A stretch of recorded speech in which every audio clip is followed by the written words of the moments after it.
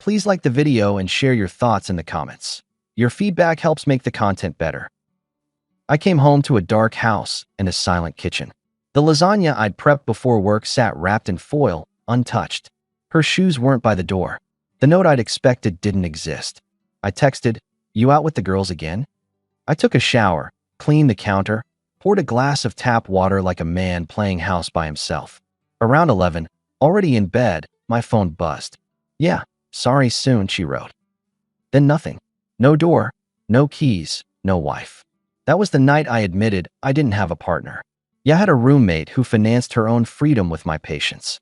If I'd known where it was headed, I would have slept through the next week instead of trying to fix it. The next day, I went practical. I left work early, hit the grocery store, and doubled down on basic decency. Candles, decent steak, fresh greens, a bottle of table red. No speeches, no demands. I seasoned the meat, set the table, pulled out the cloth napkins we never used. By 7, the house smelled like we cared about each other. I texted her a photo of the plates and wrote, 8 o'clock. No drama. Let's eat and talk. She read it. Blue bubble under delivered. No reply. I lit the candles anyway. 8:15. I blew on the steak to keep it warm and checked the driveway. 9. I tried calling. Went to voicemail. At 9:30, I stood at the sink, hands on the edge, trying not to feel stupid. My neighbor, Kelly, came up in my mind because her porch light flickered across our yard. We'd chatted for months. Mail mix-ups, trash day reminders, her rescuing my runaway recycle bin. She was in her 30s, curly hair, a teacher who kept her yard cleaner than mine. Always friendly, never intrusive. That night, I heard a soft knock and her voice through the door. "You guys okay? I smell something good, and I don't want your house burning down." I opened. No fire, just optimism. "Looks like a magazine cover in there," she said, peeking past me. "Who's the lucky person?" She was supposed to be. I stepped back. "You want a plate?" "Food's not the villain." Kelly hesitated. "I don't want to interrupt." "Interrupt what? My candlelit conversation with my own chair? Come in. It'll spare me a sad leftover speech." She walked in, careful like she didn't want to leave footprints. "If you insist." We sat. I poured wine. She looked around the table and gave a half smile. "You went all out," she said. "It's called an effort. It used to be a team sport." She met my eyes. "It's not my business, but I'll say this once. On your worst day, you're a better bet than most. If I had a man cook like this for me, I'd hold on with both hands." "Appreciated," I said. "I might print that on a sticky note." We ate. We talked about normal things at first. Kids at her school who lied badly, my client who thought email counted as a contract, the price of tomatoes that week. At 10, I got a text. "Running late. Don't wait." I showed it to Kelly. She pressed her lips and nodded as if something had just confirmed itself. "Are you too good?" she asked. Short answer. I cut the steak. "No. She's training for the marathon called Never Home." "That's rough." She says it's me being controlling when I ask for a schedule. Kelly toyed with her fork. "Honest take. There's a difference between space and disappearing. Again, not my place, but you deserve something that looks like partnership." "Thanks for the straight line," I said. I told myself this weekend I'd reset. She likes to say I make things heavy. So I cooked. No speeches. "You did your half," Kelly said. "That matters." We ended up laughing, eating too much, and by midnight the candles were stubs. When she stood at the door, she paused. "I'm sorry it's like this." "Not your fault." She hugged me. Quick, friendly, warm. I didn't read into it. I didn't want to. "Good night," she said. "Text if you need someone to walk off a headache." I watched her cross the lawn. I turned off lights and slept on top of the covers like a guard who knew the gates were open. I woke to the sound of the front door at 6. She tried to tiptoe. I met her at the hall, not angry, just done being soft. "You picked the wrong night to vanish," I started. She dropped her purse on the bench. "Don't start." "Not starting." Clarifying. "I made dinner. You ghosted, and you're breezing in at dawn." She rolled her eyes. "I was with the girls. We had wine. We talked. I crashed on Rachel's couch. It's not a crime. I asked for one evening. You chose a couch instead." "That's my decision," she said. "It's not your call how I spend my time." "It's our marriage," I replied. "Our time counts for two. Your hour is suffocating." "You don't get it," she said, already heading to the bedroom. "I don't need to check in like I'm 12. Good, I said. 12-year-olds usually call. She grabbed clothes from the chair. You always twist it. Here's me not twisting. I answered. You tell me you want space, then ask me not to take it personally when you bulldoze plans. I'm not a calendar invite. She snorted. Please. You're so dramatic. Let me simplify, I said, leaning on the doorframe. Starting today, I'm not holding this thing together alone. You want independence? You've got it. I won't chase, remind, or reschedule. The house, the plans, the bills. We split what's real and kill the rest. She shook her head. Do whatever. I'm late. She left a trail of perfume and indifference. That was scene 1, coldness framed as freedom. The consequence landed immediately. Before work, I opened a new account, moved my discretionary income, canceled the joint auto pay on her extras. Not petty things, streaming, salon cards, the gym guest pass I never used. I covered the mortgage and utilities like an adult. Everything else went off my ledger.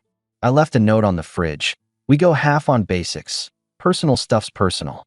Dinner schedule moved to Sundays only. If you're out, I'm out. No repeats. She didn't reply. At 4, she sent me a selfie with 2 friends at a patio table. Caption, don't wait up. I didn't. 2 days later, she dropped the next act, humor at my expense.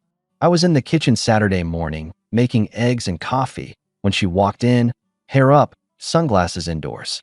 She opened the fridge like a tourist at a museum.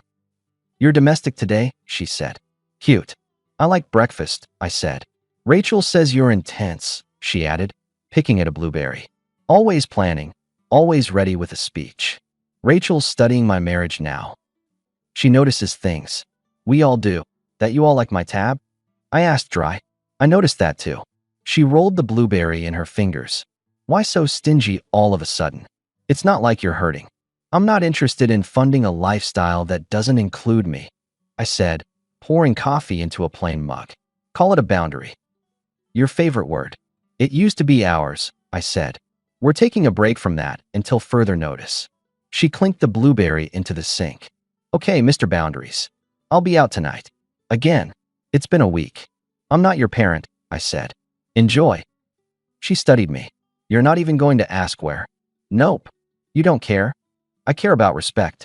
The rest is window dressing. A few hours later, my buddy Nate stopped by with a lawnmower he'd borrowed. He's the kind of friend who never needs a calendar. He shows up and fixes things, then gives you grief for not noticing. We stood in the garage while he wiped grass off the handle. You look like a man living on takeout and principle, he said. Principle's cheaper than takeout, I answered. But you're not wrong. She out. Perpetually. You guys need a reset or a reset button, he said. I tried steak and candles. She chose wine and friends. I chose a different bank account and a Sunday-only plan. We'll see. He tilted his head. Fair.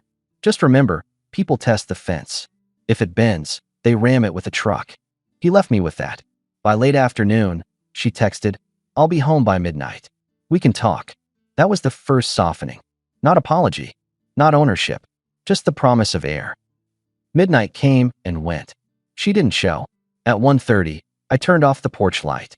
At 2, I stopped looking. Sunday morning, I got a message. Fell asleep on the couch again. Don't be mad. I didn't bother answering. I drove to the hardware store, bought a set of smart locks, and changed the back door code. She still had her key for the front. I wasn't locking anyone out. I was locking sanity in. New rule. No re-entry without a signal. That afternoon, Kelly waved from her yard while hauling a bag of potting soil. She looked at my hands. DIY day. New code. New phase, I said. You okay? I'm fine. Just done being the only one who schedules with respect. She leaned on the fence. I meant it the other night. I know, I said. Thanks. She studied me for a second longer than comfortable. You want to go for a walk later?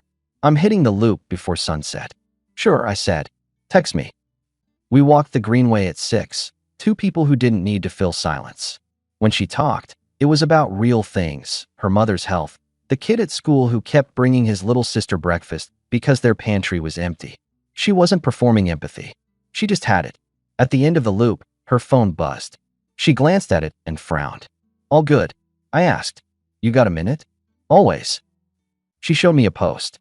My wife and 2 women at a rooftop bar, captioned with a heart and a joke about Freedom Saturdays. One of the comments, back with the best company. Another, a picture of a guy's forearm at the edge of their table. Familiar watch. I filed it away and refused to connect dots without evidence. You don't need this on your feed, Kelly said. You're not a target. I set rules, I said. If she wants to be out, she can be out. I'm out too. Back home, I cooked pasta for me alone and turned on a game. At 10:45, I got a text. Babe, tomorrow I'll make breakfast. Sorry for missing last night. I typed, okay, and left it at that. Second softening coming, I thought. Watch for the hook. Monday morning, she wore a robe and scrambled eggs I didn't ask for. She placed a plate in front of me like a truce.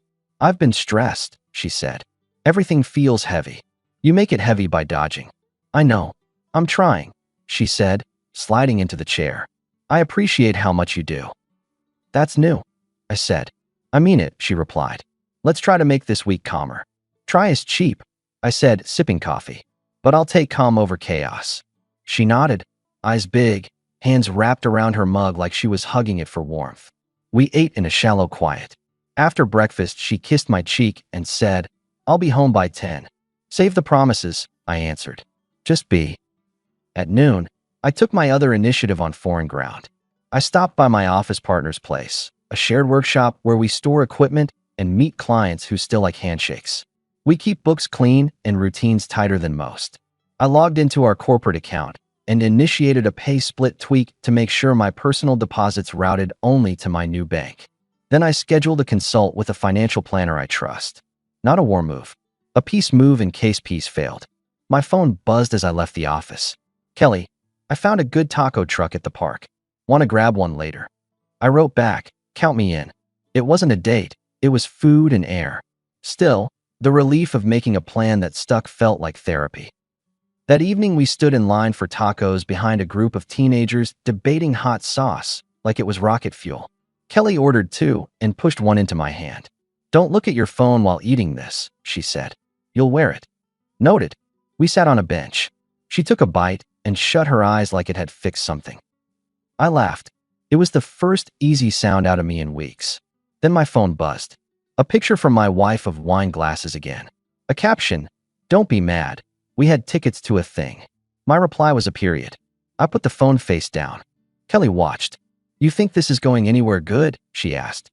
The only thing going is my balance, I answered. She wiped her mouth with the back of her hand and then caught herself, embarrassed. Sorry, teacher habits die hard. I've seen worse in a mirror. Listen, she said quietly, eyes on the park lights. You know I like you. I respect your home. But there's a thread here that doesn't look random. When someone creates distance, they're making room for something. I know the speech, I said. Hire someone, she said. If I'm wrong, you'll sleep. If I'm right, you'll stop guessing. I don't want to become the guy who stalks. You won't be stalking, she answered. You'll be verifying. She's already acting like you don't exist. Make decisions with facts, not vibes. I finished the taco. Give me a name. She did. A local investigator who handled background checks for teachers and once helped the principal find out why equipment kept disappearing. Turns out it was a volunteer with sticky fingers. It wasn't a movie plot. It was just real-world information. I called the next morning, said I needed a week of clarity, no theatrics. He said, fine, here's the rate, here's the process. He was boring in the best way. 3 days later, he sent a progress note. Scheduling patterns consistent with another relationship. No punctuation that screamed scandal. Just data points. On the 7th day, he sent a folder. Photos of my wife at a cafe across town, laughing like she never did at home, a familiar arm around her waist. Name and address of the guy. I didn't need the name to recognize him. Years ago, she'd called him the one that got away in a story I dismissed as nostalgia. Nostalgia doesn't rent hotel rooms on weeknights. I sat with the folder at my dining table, the same one with old candle wax on it, and I felt my pulse flatten. That's how I know I'm ready to act, when I go quiet inside. I forwarded the folder to my financial planner and added a lawyer on copy just to understand process and paperwork. I wasn't going to fight in public. I wanted clean lines and a clean exit. Phase 3. Close the faucet, move what was mine into safe lanes, and stop investing time where there was a drain. That night, Kelly knocked again. I let her in. She saw the folder. So I was right, she said, not triumphant, just sad for me like a doctor who has to say the word nobody wants. You were right enough, I said. I'm sorry, she said. I poured 2 glasses of water. We sat at the table that had become the confessional for a marriage that had run out of confessions. She reached across and set her hand on the folder. What now? She asked. I've already started the paperwork, I answered. Finance is separated. I'll give her a simple exit. No theater. My guest room is open, Kelly said. If you need a place for a few nights or a week. I appreciate it, I said. But I'm not going to hand her a story where I'm the one moving in with someone. I'll sleep on my own couch before I give her that angle. Fair, she said. You're a better man than this situation. I walked her home. On her porch, she hugged me and held it a beat longer than politeness. I knew what that meant. I also knew what I wouldn't do. Not yet. I'm here, she said. You don't have to keep it together alone. I'm not broken, I said. Just cleaning house. The next morning, silence. No text from my wife. Around noon I wrote, "Where are you?" She replied, "Relax. Paris with the girls. Back next week." Paris. No warning, no mention, no consideration for the budget she never tracked. Something in me steadied. I screenshotted the message and sent it to Kelly without caption. She replied, "Come over a sec." I walked the 30 steps to her porch, and she was already opening the door. "She's in Paris," I said. Kelly lifted her phone. "Let's give her the clarity you just got." She stepped next to me, her arm around my back, set the phone to selfie. We looked like 2 people who had each other's backs. Not a scandal. A statement. She snapped. I took the photo and sent it to my wife with one line. "Relax. No one's waiting, except the papers." Kelly searched my face. "You okay?" I smiled without teeth. "I am now." "You remember what I told you that first night?" she asked. "About holding on with both hands." "I remember," I said. "I still mean it. For someone like you," I answered. "I'd hold on tighter." The week that followed wasn't a rebound. It was calm. We walked the loop every night. We watched a movie at the local theater where the seats squeaked and the popcorn tasted like childhood. She showed me the garden center where she bargains for perennials at the end of the day because they discount the sad ones and she brings them back to life. I built her a simple shelf for her laundry room because she kept a tower of detergent on the floor and hated it. We didn't label anything. We just lived like adults who appreciated the presence of someone who showed up when they said they would. My wife texted like a metronome. Photos of the river. A shot of her hand near a tiny cup. Messages. "It's beautiful here. Stop being dramatic. We'll talk when I'm back." I used the same energy to not answer. I was busy keeping promises to myself. The day she flew home, I made coffee, packed 2 large suitcases with her remaining clothes, folded them the way I knew she liked. I filled a box with shoes and one with bathroom stuff. I printed the basic agreement my lawyer had prepared, a simple division, no noise. I laid the folder from the investigator on the table, face down, the first photo on top. Then I sat on the arm of the couch and watched the door. It exploded open around noon. She came in dragging her luggage like a soldier returning from a war I never signed up for. She saw the suitcases and stopped mid-step. "You've got to be kidding me," she said. "Welcome home," I said. "What is this?" she shot back, pointing at the luggage. "Packing light. It suits you." "You think you can pull this?" she said, voice climbing. "After what you sent me. You're the one out there taking pictures with the neighbor while I'm gone. Are you serious?" I didn't answer. I walked to the table, picked up the top photo, and set it down with a small flick. She squinted, then went blank. I said another, and another. No speeches, no threats. Just the quiet of printed truth hitting wood. Her face went from anger to calculation to something that looked like fear, then back to anger because that's the easiest face to wear. "Those are fake," she said. "Try again," I replied. "You hired someone to follow me?" she demanded. "That's sick." "What's sick is calling me controlling while building a second life," I said, "and billing me for it." "It's not what you think," she said, reaching for a photo. "We're friends." "With rooms," I said, "at places that don't sell coffee." "You don't know the context," she said. "I know my dinner got cold," I replied. "I know you chose anyone but me," repeatedly. "Context enough." She stared at the suitcases again. "You can't do this. We need to talk." "We're done talking," I said. "You'll find the paperwork in the envelope." I signed. It's that simple. She shook her head. You can't just throw away years. I'm not throwing them away, I said. I'm acknowledging they ended when you stopped respecting what we had. Tears came on schedule. The third softening. Only this time it was too late. She stepped closer, lowered her voice like we were at a funeral. I made mistakes, she said. I got lost. We can fix it. No, I said. I need you to hear me, she said, reaching out. I heard you, I replied. In every don't wait up. In every morning you slipped in like a housebreaker.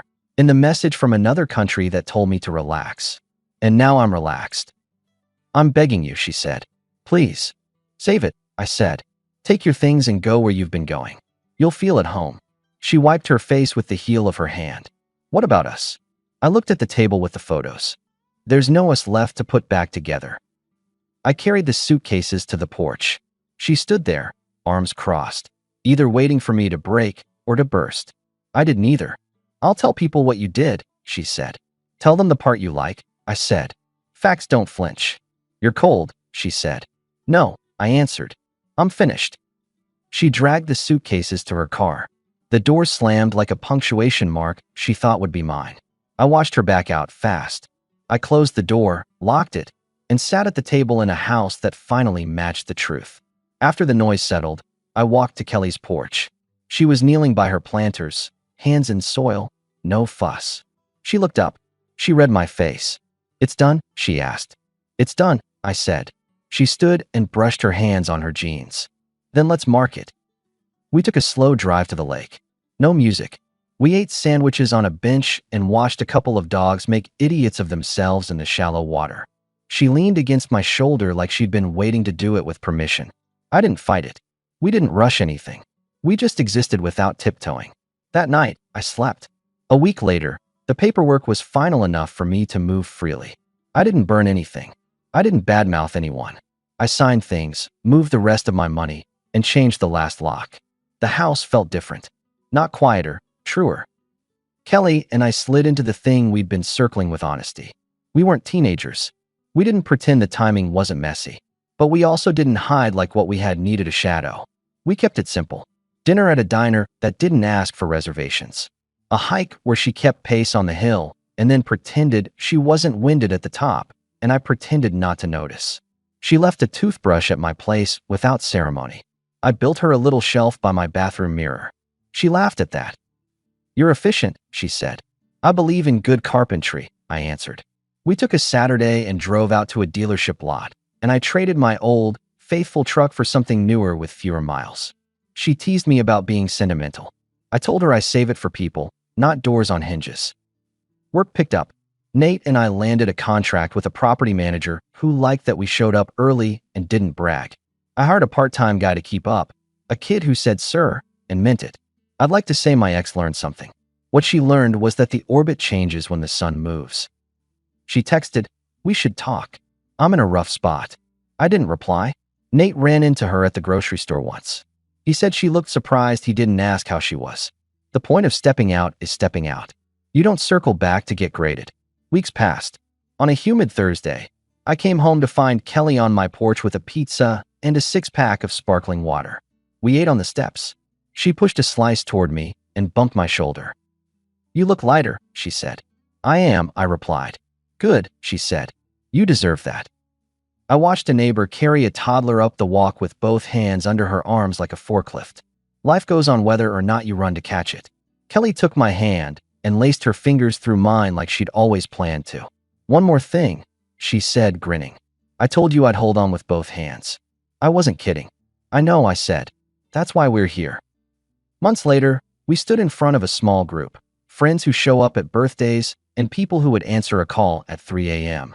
The ceremony was short because we both like straight lines. Nate signed as my witness and shook my hand like he'd loaned me more than a lawnmower. Kelly's principal cried into a tissue and called us steady. We went back to the house, cut into a plain cake, and put on a playlist that made sense for people who'd grown out of chaos. The house is a home again. There's a shed out back with shelves I built on a Saturday while Kelly planted tomatoes in a raised bed I measured for her. On Sundays, we actually eat dinner at 8 and talk like we mean it. We budget like grown-ups. We disagree like adults who don't take hostages. I drive my new truck with the windows down and the dog we adopted sticking her head into the wind like an idiot scholar. Work keeps me honest, and the money isn't running in 6 directions at once. Sometimes I get updates I didn't ask for. Someone mentions seeing my ex parked outside a bar that isn't on our side of town, or says she moved into a place that sounds like a downsized version of freedom. I don't smile at that, and I don't gloat. I just note the facts and keep moving. Her life looks like what she chose. Mine looks like what I built. If there's a lesson here, it's simple. Love is not an attendance policy, and respect isn't a suggestion. You stop handing out chances when someone uses them to practice exit strategies. You set rules you can enforce, and you enforce them quietly. You don't scream. You don't beg. You decide. On the first night, I set the table for 2. I believed effort was the answer. Turns out, effort without reciprocity is just a man cooking for a no-show. The last thing I told her, standing in a house that finally matched me, was the only thing worth saying. Take your things, I said. The door you kept missing is behind you. Then I opened a different door and walked into a life that meets me halfway.